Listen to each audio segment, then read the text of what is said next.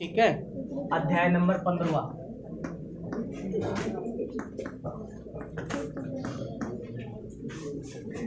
अध्याय नंबर 15 पढ़ेंगे बेटा, ठीक है। और जिसका नाम है हमारा पर्यावरण। हमारा पर्यावरण। सबसे पहले देखो बेटा, पर्यावरण। पर्यावरण कितने शब्दों से मिलकर बना है? 2 शब्दों से। एक परि प्लस आवरण। परि प्लस आवरण, ठीक है ना। परि प्लस आवरण। परि का अर्थ क्या होता है बेटा, बताओ जल्दी। चारों ओर। चारों ओर। और इसका मतलब क्या है बेटा? आवरण का मतलब है, बताओ। इसका अर्थ होता है बेटा घेरने वाला। घेरने वाला, ठीक है। ये उतारते रहो आप, है ना। ये छोटी छोटी चीजें उतारते रहो आप। पर्यावरण, परि प्लस आवरण, यानी परि का अर्थ क्या है बेटा? चारों ओर, और आवरण का अर्थ है घेरने वाला, ठीक है ना। ये बात अपने को याद रखनी है।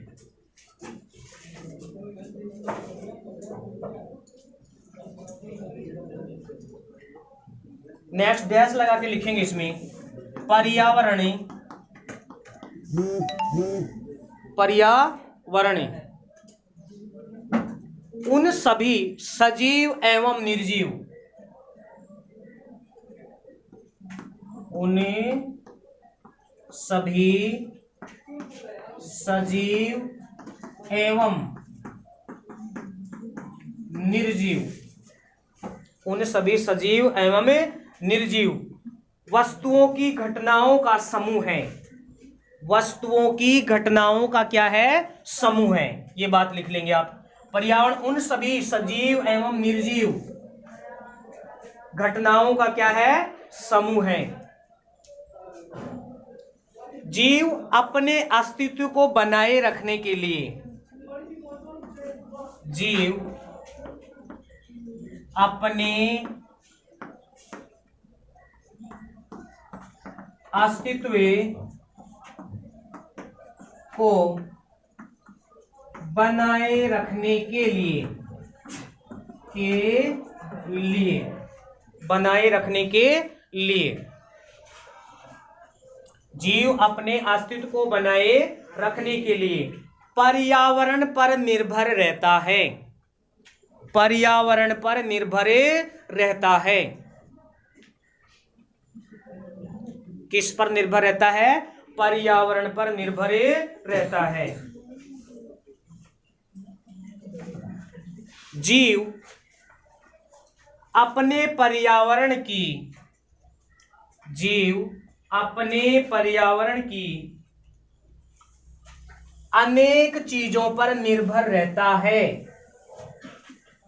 जीव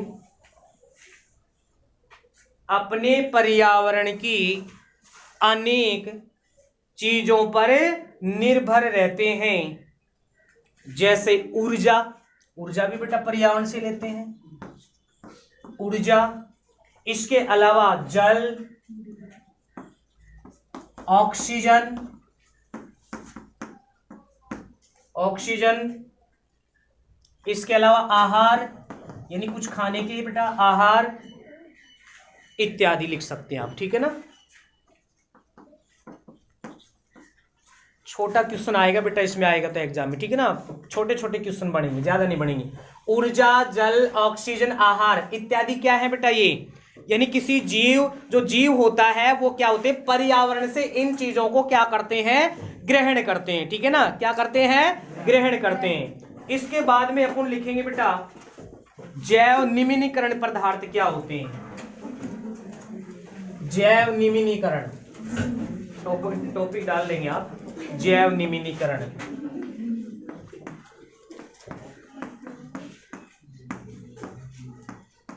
जैव निम्नीकरण पदार्थ, जैव निम्नीकरण पदार्थ। देखो जैव का अर्थ क्या होता है बेटा, एक प्रकार से अगर अपन बात करें सजीव, क्या होता है सजीव। या बेटा अपन ये कह सकते हैं कि यानी ऐसे पदार्थ होते हैं बेटा, जो ऐसे पदार्थ होते हैं जो बायोलॉजिकल किस रूप में, बायोलॉजिकल रूप में क्या करते हैं, किसी यानी पदार्थों का अपघटन, पदार्थों का अपघटन। जैव निम्नीकरण का मतलब ये होते हैं बेटा वे पदार्थ जिनका जैव प्रक्रम के द्वारा क्या हो जाता है, अपघटन। जैव प्रक्रम के द्वारा क्या होता है, अपघटन।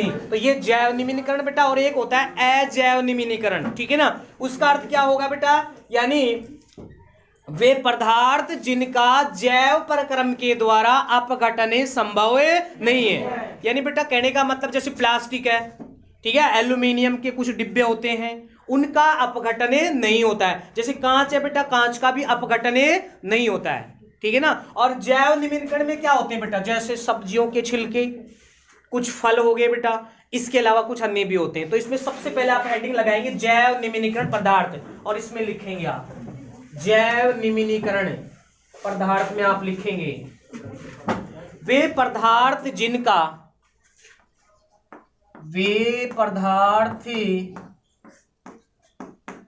जिनका, वे पदार्थ जिनका जैविक प्रक्रम द्वारा, जैविक प्रक्रम द्वारा, जैविक प्रक्रम द्वारा अपघटन, अपघटन, अपघटन का मतलब क्या होता है बेटा, छोटे छोटे टुकड़ों में तोड़ना। अपघटन का मतलब क्या है, छोटे छोटे टुकड़ों में तोड़ना। तो अपघटन हो जाता है, हो जाता है, अपघटन हो जाता है। वे पदार्थ जिनका जैविक प्रक्रम द्वारा अपघटन हो जाता है उन्हें जैव निम्नीकरण, जैव निम्नीकरण कहलाता है। कोई बात नहीं, कोई नहीं, कहलाता है, जैव निम्नीकरण कहलाता है। क्या कहलाता है बेटा, जैव निम्नीकरण कहलाता है। और इनका अपघटन कौन करेंगे बेटा, कोई बताएगा, सूक्ष्म जीव। इनका अपघटन कौन करेंगे भाई, सूक्ष्म जीव। ये बात अपने को क्या रखना है, याद रखना है। इनका अपघटन कौन करेंगे, सूक्ष्म जीव करेंगे, ठीक है ना। यानी वे पदार्थ बेटा जिनका जैविक प्रक्रम द्वारा, जैविक प्रक्रम का मतलब क्या होता है, बायोलॉजिकल रूप से, ठीक है, बायोलॉजिकल रूप से बेटा उनका क्या करते हैं, अपघटन करते हैं। और अपघटन कौन करेंगे, सूक्ष्म जीव। जैसे बेटा पूछा जाता है कि जैव निम्नीकरण पदार्थ कौन कौन से होते हैं, जैव निम्नीकरण पदार्थ कौन कौन से होते हैं, जैसे करके इसमें लिख लेंगे शाक, शाक यानी जिनमें बेटा पत्तियां वगैरह होती हैं जिन प्लांटों के अंदर, उनको शाक कह रहे हैं अपन। इसके अलावा फल, फल, मलमूत्र, फल हो गया बेटा, मलमूत्र हो गया, कपड़ा, कागज इत्यादि, कपड़ा और कागज इत्यादि इत्यादि। ये कौन से है बेटा, कौन से पदार्थ है ये, जैव निम्नीकरण, यानी जिनका अपघटन आसानी से हो जाता है बेटा, जिनका अपघटन आसानी से हो जाता है। इसके बाद में नेक्स्ट लिखेंगे बेटा नई लाइन से, जब विघटन या अपघटन की दर, जब विघटन या अपघटन की दर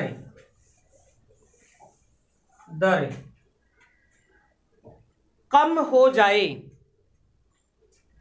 विघटन या अपघटन की दर क्या हो जाए, कम हो जाए, कम हो जाए, तब ये पदार्थ एकत्रित होकर, जब ये पदार्थ एकत्रित होकर, जब ये पदार्थ एकत्रित होकर प्रदूषक का कार्य करते हैं बेटा, प्रदूषक का कार्य करते हैं, ठीक है, किसका कार्य करते हैं बेटा, प्रदूषक का कार्य करते हैं। यानी मान लो बेटा जब इनका विघटन और अपघटन नहीं हो, ठीक है, तब क्या होगा, इकट्ठे होकर एक प्रकार से जब इनके विघटन या अपघटन की दर क्या हो जाए, बिल्कुल कम हो जाए बेटा, समझ रहे हो ना, तो उनका अपघटन नहीं होगा बेटा, सूक्ष्म जीव उनका अपघटन नहीं करें, तब क्या होंगे बेटा, ये किसका कार्य करते हैं, प्रदूषक का कार्य करते हैं, इनके अंदर से गंध वगैरह आने लग जाती है बेटा, समझ रहे ना, वातावरण दूषित हो जाता है, वातावरण क्या हो जाएगा, दूषित हो जाएगा। तो पहली चीज तो मुझे ये बताओ बेटा, जैव निम्नीकरण किसे कहेंगे, बताओ, जैव निम्नीकरण, हाँ, वे पदार्थ जिनका जैव प्रक्रम द्वारा क्या होता है, अपघटन होता है, उसे जैव निम्नीकरण कहते हैं। जैसे बेटा मैंने बताया आपको, जैसे फल हो गया बेटा, मलमूत्र हो गए, सब्जी के छिलके हो गए, कपड़ा, कागज इत्यादि होते हैं जिनका अपघटन अपन आसानी से देख सकते हैं, ठीक है ना, उनके उदाहरण आप दे सकते हैं। और जब बेटा इनके अपघटन या विघटन की दर क्या हो जाए, कम, ठीक है ना, तो ये किस में बदल जाते हैं बेटा, किसका कार्य करते हैं, प्रदूषक का कार्य करते हैं। और इनका अपघटन कौन करते हैं, सूक्ष्म जीव, इनका अपघटन कौन करेंगे, सूक्ष्म जीव। नेक्स्ट टॉपिक डालिए बेटा, अजैव निम्नीकरण पदार्थ,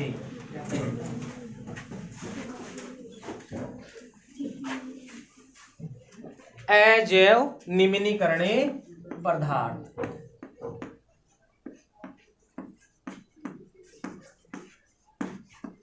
अजैव निम्नीकरण पदार्थ, इसमें आप लिखेंगे वे पदार्थ जिनका, वे पदार्थ जिनका, वे पदार्थ जिनका जैविक प्रक्रम द्वारा, जैविक प्रक्रम द्वारा अपघटन नहीं होता है, नहीं होता है, अपघटन नहीं होता है, उन्हें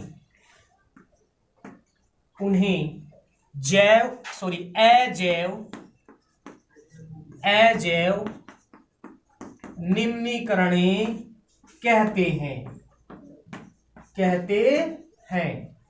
अजैव निम्नीकरण कहते हैं। ये बात अपने को याद रखनी है भाई, यानी वे पदार्थ बेटा जो जैविक प्रक्रम द्वारा क्या नहीं हो, अपघटन नहीं होता है, उन्हें अजैव निम्नीकरण कहते हैं। ये पदार्थ लंबे समय तक पर्यावरण में बने रहते हैं, ये लाइन भी आप लिख लेंगे बेटा, ये पदार्थ पर्यावरण में लंबे समय तक अंतर पूछता है बेटा, आएगा तो अंतर ही आएगा कि जैव निम्नीकरण और अजैव निम्नीकरण में अंतर बताइए। तो आपने समझा बेटा कि वे पदार्थ जो पर्यावरण में लंबे समय तक बने रहते हैं, और उसमें क्या लिख देंगे, जैव निम्नीकरण में वो लंबे समय तक बने नहीं रहते हैं बेटा, ठीक है ना। तो आप याद रखेंगे वे पदार्थ जो पर्यावरण में क्या होते हैं, लंबे समय तक बने रहते हैं, ठीक है, लंबे समय तक बने। जैसे बेटा प्लास्टिक, जैसे प्लास्टिक, एल्यूमिनियम के डिब्बे, धातु ऑक्साइड,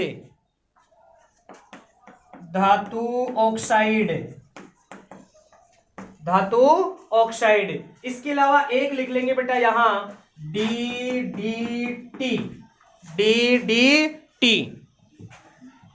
और इसका पूरा नाम भी मैं लिखवा देता हूं, DDT, ठीक है बेटा, DDT, इसका पूरा नाम लिख लो, डाइक्लोरोइथेन,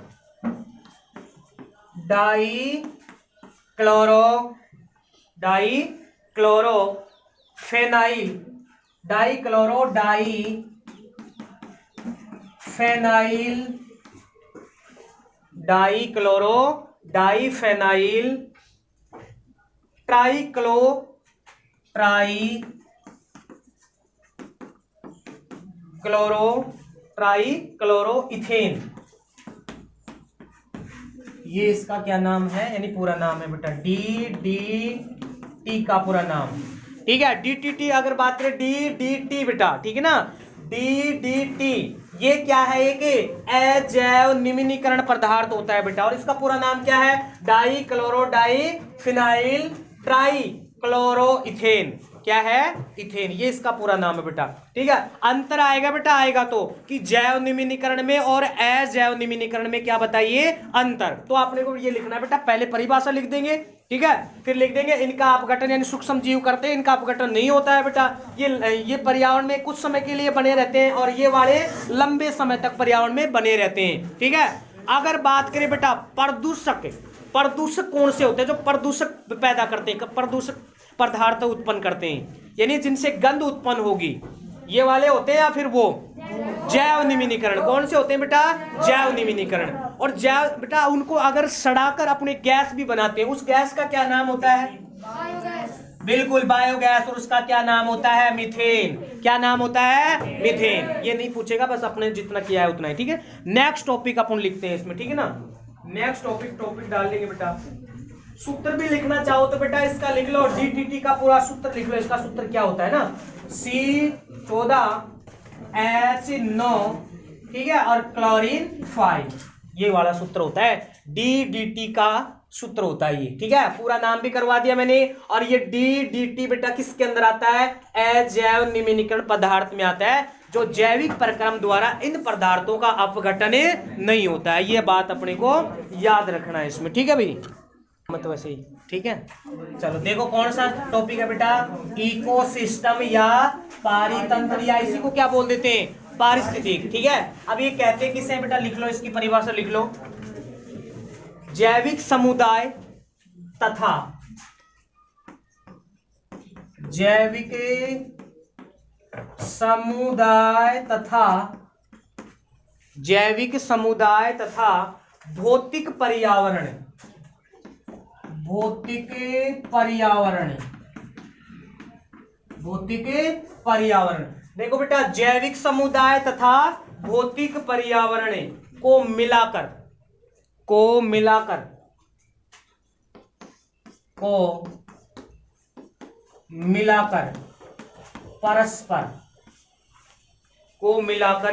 परस्पर क्रिया करते हैं, क्या करते हैं भाई? क्रिया करते हैं। जो एक तंत्र बनता है, जो एक क्या बनता है?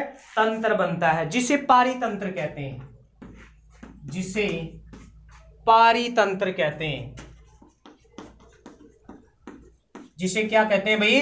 पारितंत्र कहते हैं बेटा, इकोसिस्टम कहते हैं या पारिस्थितिक कहते हैं। ठीक है ना, इकोसिस्टम किसे कहेंगे? दोबारा समझो इसको। जैविक समुदाय का मतलब होता है बेटा सजीव, ठीक है, क्या है इसका मतलब? है सजीव। और भौतिक पर्यावरण का मतलब है बेटा निर्जीव, यानी सजीव और निर्जीव को मिलाकर जब परस्पर क्रिया हो बेटा, उसे क्या कहते हैं? एक तंत्र बनता है, उसे क्या कह देते हैं? पारिस्थितिक तंत्र कहते हैं, या इसे पारितंत्र या इकोसिस्टम कहते हैं। ये बात अपने को क्या करना है? याद रखना है। तो इसकी परिभाषा क्या हुई इकोसिस्टम की?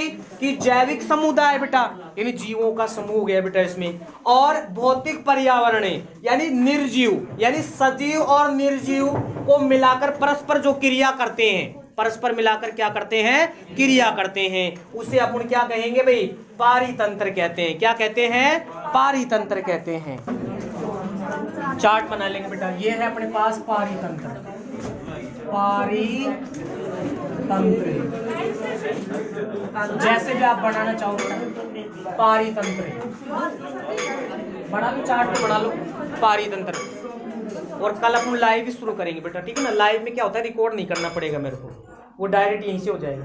तो इसके दो हैं, लिखेंगे बेटा पारितंत्र, ठीक है, पारितंत्र। यहां लिख लेंगे पारितंत्र के दो घटक होते हैं, यहां लिख लेंगे बट यहां ना, पारितंत्र के दो घटक होते हैं।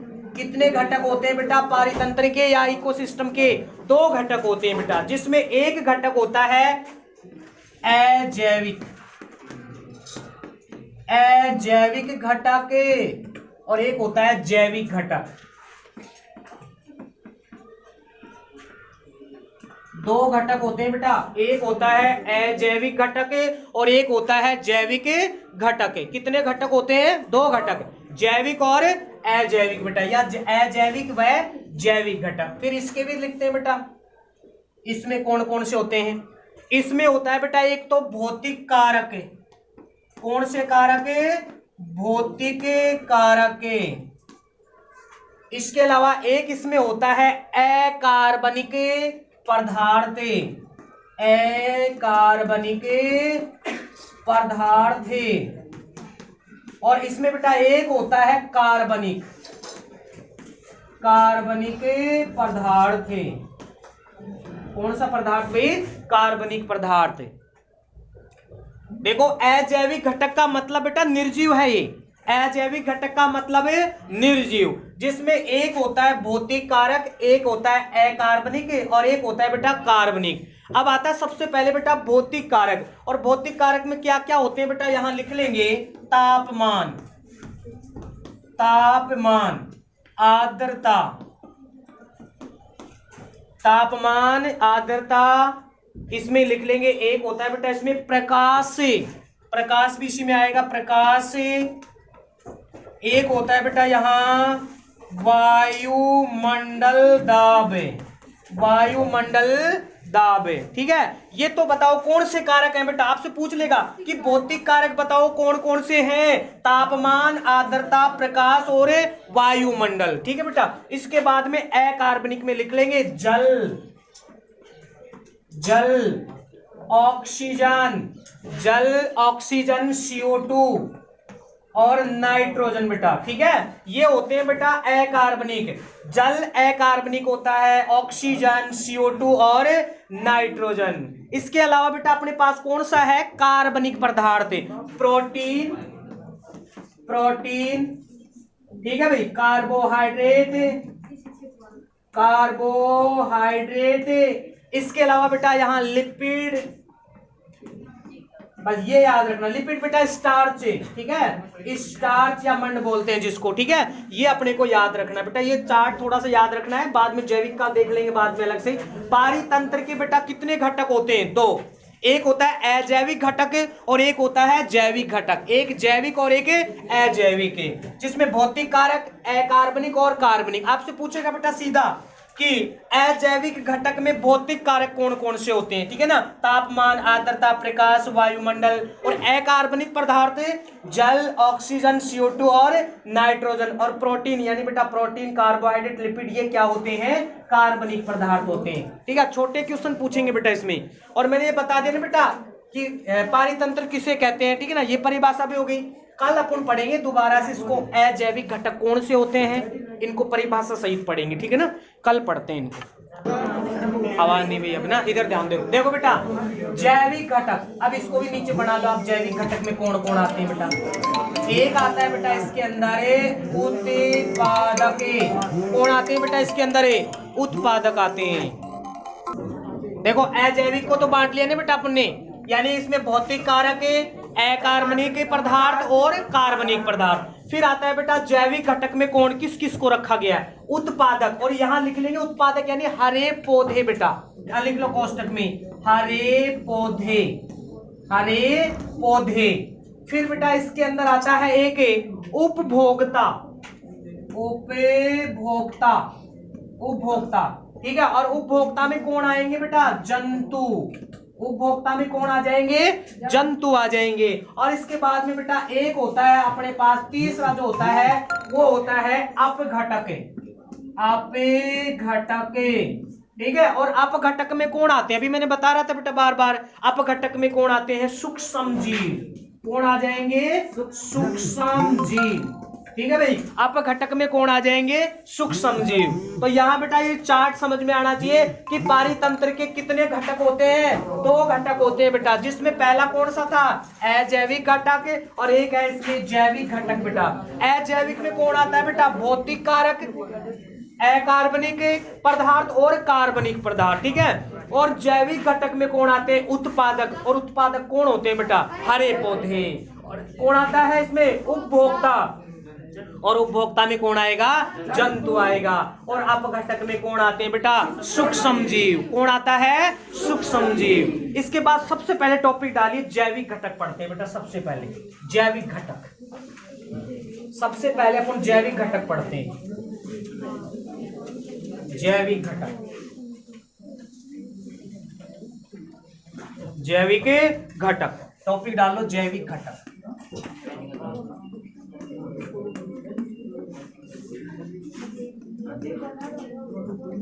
जैविक घटक, जैविक घटक में आप इसकी परिभाषा लिख लेंगे बेटा। इन्हें सजीव घटक भी कहते हैं।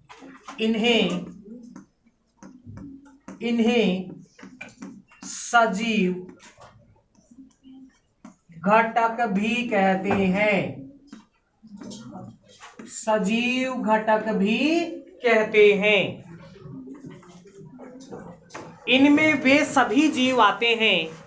इनमें वे सभी जीव आते हैं। वे सभी जीव आते हैं। वे सभी जीव आते हैं। जैसे सूक्ष्म जीव, पौधे। इसके अलावा बेटा आपने उदाहरण में अभी देखा था आपने प्राणी या जंतु। ठीक है, यानी बेटा कौन कौन से हो गए? देखो पौधे तो क्या हो गए? उत्पादक। अरे पौधे तो क्या हो गए? उत्पादक हो गए बेटा। और ये सूक्ष्म जीव अपघटक हो गए बेटा, अपघटक। और प्राणी या जंतु क्या हो गए? उपभोक्ता। यानी ये तीनों बेटा किसके अंदर आते हैं? जैविक घटक के अंदर आते हैं। ये सजीव घटक होते हैं। कौन से घटक होते हैं? सजीव। और इनमें वे सभी जीव आते हैं बेटा जिनमें क्या होता है? जैसे सूक्ष्म जीव, पौधे, प्राणी या जंतु। ठीक है, इसके बाद नेक्स्ट लिखेंगे अपन अजैविक घटक। कौन से होते हैं? अजैविक घटक। अजैविक घटक,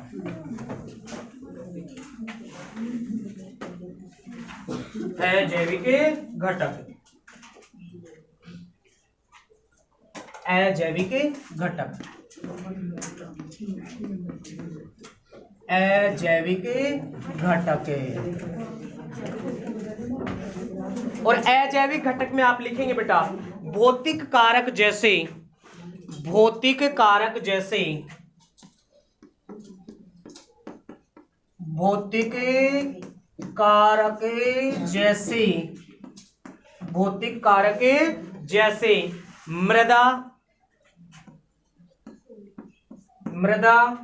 इसके अलावा थल भी आ गया बेटा इसमें। थल, जल, प्रकाश,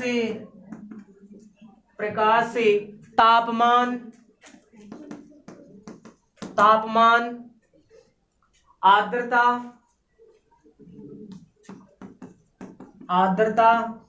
इसके अलावा आप यहां लिख सकते हैं वर्षा, वायु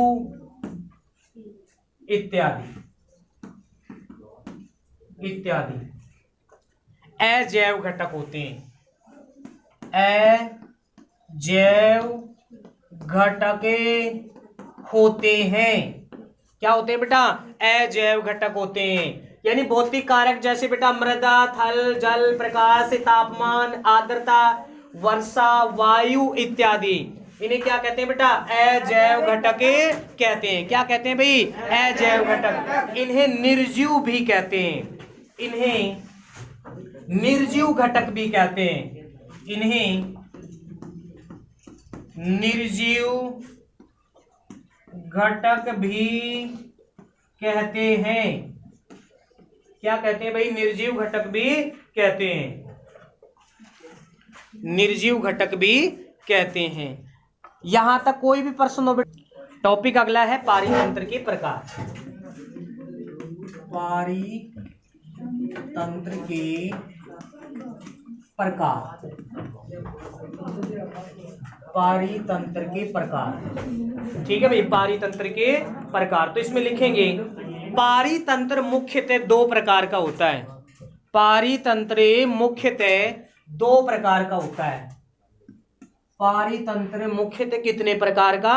2 प्रकार का होता है, जिसमें एक होता है प्राकृतिक पारितंत्र, प्राकृतिक पारितंत्र,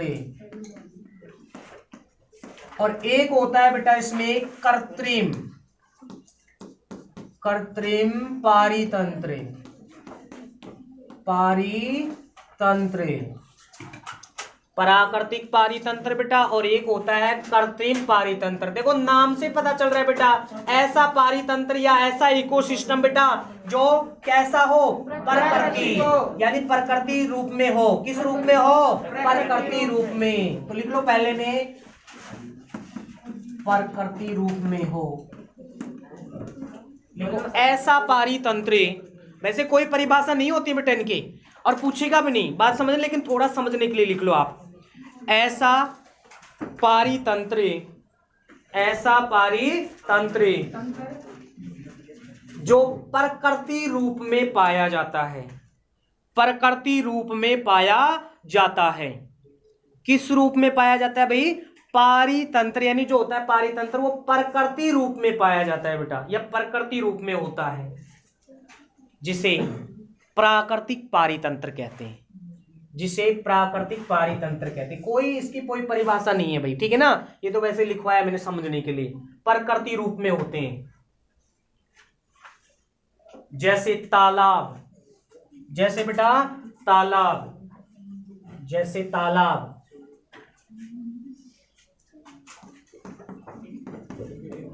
झील, तालाब, झील और वन इत्यादि। यानी एक तो तालाब हो गया बेटा, एक झील हो गया और एक वन हो गया। प्रश्न दे रखे आपके 3-4 जगह दे रखे बेटा ये प्रश्न, कि बताइए प्राकृतिक पारितंत्र कौन कौन से होते हैं? तालाब, झील और वन, तालाब, झील और वन, ठीक है। सबसे पहला बिंदु डालिए बेटा तालाब के बारे में कुछ बातें लिखते हैं, फिर परीक्षा में आ जाए तो क्या लिखे तालाब के बारे में, बात समझ में आ गई ना? पूछ लेता है कई बार बेटा। क्या कह रहे हो? जैसे करके तालाब, झील लिख लिया ना, इसमें पहला डाल लो बेटा तालाब, ठीक है। तालाब के बारे में लिखेंगे, इसमें लिखेंगे यह एक प्राकृतिक पारितंत्र होता है। अरे किस चीज की सियारी है? ज्यादा नहीं पढ़े, अभी सीखना है कुछ और भी। तालाब में लिखेंगे बेटा यह एक प्राकृतिक पारितंत्र होता है, प्राकृतिक, ठीक है। कैसा होता है बेटा? प्राकृतिक, जिसके भीतर हरे पौधे, जिसके भीतर हरे पौधे, जिसके भीतर हरे पौधे उत्पादक होते हैं। अरे हरे पौधे, हरे हरे जो पौधे होते हैं बेटा, हरे पौधे जो होते हैं वो उत्पादक भी होते हैं। अरे हरे पौधे होते हैं वो क्या होते हैं? हरे पौधे क्या होते हैं? उत्पादक, उत्पादक होते हैं। क्या होते हैं भाई? उत्पादक होते हैं। नेक्स्ट लिखेंगे इसमें, एवं शाक भक्षी मछलियां, शाक भक्षी मछलियां, शाक भक्षी मछलियां एवं कीट इत्यादि, कीट इत्यादि, कीट इत्यादि प्राथमिक उपभोक्ता होते हैं, प्राथमिक उपभोक्ता होते हैं। अब प्राथमिक उपभोक्ता पूछे तो बेटा आप क्या लिखेंगे बताओ? प्राथमिक उपभोक्ता कौन से होते हैं? शाक भक्षी मछलियां और कीट, याद रखना बेटा। अब कीट में भैया, कीट में आ गए ना बेटा, कीट और शाक भक्षी मछलियां क्या होती है बताओ? प्राथमिक उपभोक्ता, ठीक है। और उत्पादक कौन होते हैं? हरे पौधे, जो अपना भोजन बेटा प्रकाश संश्लेषण के माध्यम से स्वयं बनाते हैं। आगे पढ़ेंगे इनको, ठीक है ना। उत्पादक को अलग से पढ़ेंगे, उपभोक्ता अलग से पढ़ेंगे, अपघटन अलग से पढ़ेंगे। अभी तो सिर्फ अपन क्या कर रहे हैं? तालाब के बारे में जान रहे कि तालाब में कौन कौन सी चीजें होती हैं, उत्पादक होते हैं, उपभोक्ता होते हैं बेटा, ठीक है। तो प्राथमिक उपभोक्ता शाक भक्षी मछलियां और क्या होती है? कीट, जो पौधों को भोजन के रूप में, जो पौधों को भोजन के रूप में ग्रहण करते हैं, जो पौधों को भोजन के रूप में ग्रहण करते हैं। बड़े आकार की, नेक्स्ट लिखेंगे इसी में, तालाब में बड़े आकार की मांस भक्षी मछलियां, बेटा जो मांस खाती हैं, मांस भक्षी मछलियां,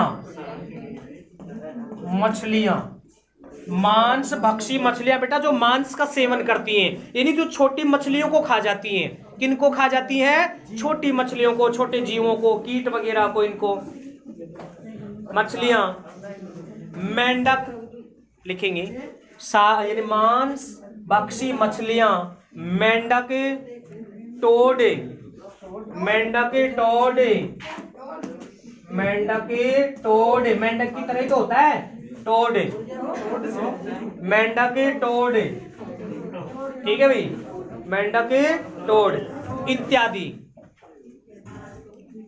इत्यादि। द्वितीयक उपभोक्ता होते हैं। प्राथमिक उपभोक्ता बेटा जो होती हैं शाक भक्षी मछलियां और कीट, जो बेटा अपना भोजन पेड़ों से प्राप्त करती हैं, और जो इनको खाएंगे वो द्वितीयक उपभोक्ता हो गए। समझ रहे ना बेटा, जो इनको खाएंगे वो क्या हो गए? द्वितीयक उपभोक्ता। अब शाक भक्षी मछलियों को कौन खाएंगी? मांसाहारी यानी मांस भक्षी मछलियां खाएंगी बेटा, मेंढक खाएंगे इनको, कीट को मेंढक खाएगा, टोड खाएगा, समझ रहे ना, तो वो कहलाता है कौन सा? द्वितीयक उपभोक्ता। और जब कोई बेटा की मेंढक को खाएगा, जैसे सांप खा रहा है बेटा, तो क्या हो गया सांप? बताओ, तृतीयक उपभोक्ता। और जब सांप को बाज खाएगा तो बाज क्या हो गया? उच्च उपभोक्ता। अरे बात आई क्या समझ में? उत्पादक तो कौन हो गए? हरे पेड़ पौधे, जो अपना भोजन प्रकाश संश्लेषण के माध्यम से बनाएंगे बेटा। फिर उन हरे पेड़ पौधों को कौन खाएंगी? अपन सिर्फ एक तालाब की बात कर रहे हैं बेटा। किसकी बात कर रहे हैं? एक तालाब, यानी एक तालाब की बात कर रहे हैं। किसकी बात कर रहे हैं? तालाब। नेक्स्ट टॉपिक डालो समुद्र। कोई बात नहीं, समुद्र डाल लो ना आप। जिसका वर्णन दे रखा है ना वो ही करवा रहा हूं मैं आपके बुक में। जो बुक में वर्णन दे रखा है बेटा वो ही करवा रहा हूं मैं आपको, ठीक है ना। उदाहरण बहुत सारे होते हैं, ठीक है ना। समुद्र डाल लो बेटा, समुद्र।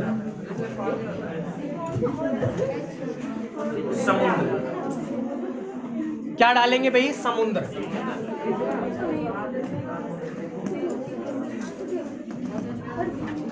समुद्र। और समुद्र में आप बताएंगे मेरे को क्या नाम है इसका? खड़ा करो, खड़ा हो जा। समुद्र में मुझे बताएगा बेटा ये कौन सा पारितंत्र है?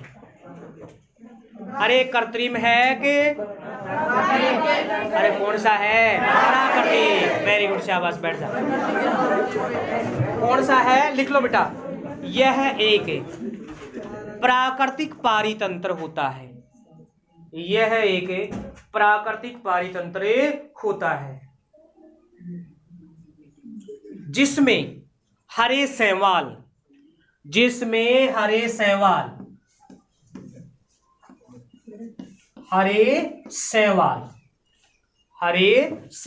ऊपरी परतों में पाए जाते हैं, यानी ऊपर तैरते रहते हैं बेटा। ऊपरी परतों में पाए जाते हैं, ऊपरी परतों में पाए जाते हैं।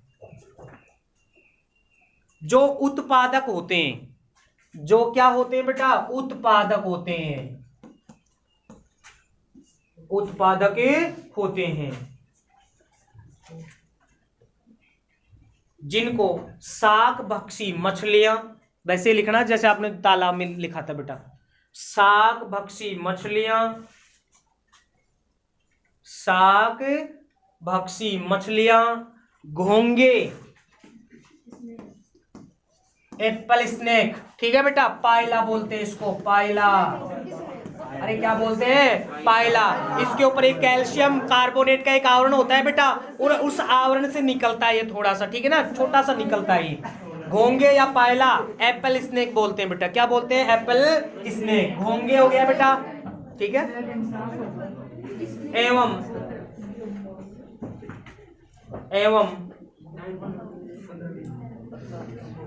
ये प्राथमिक उपभोक्ता होते हैं। एवं को काट के आप लिख दो, ये प्राथमिक उपभोक्ता होते हैं, प्राथमिक उपभोक्ता होते हैं। तथा समुद्र में पाए जाने वाली बड़ी मछलियां, बेटा समुद्र में पाए जाने वाली बड़ी मछलियां द्वितीयक उपभोक्ता होती हैं। क्या होती हैं? द्वितीयक उपभोक्ता होती हैं। क्या होती हैं भाई? द्वितीयक उपभोक्ता होती हैं, द्वितीयक उपभोक्ता होती हैं।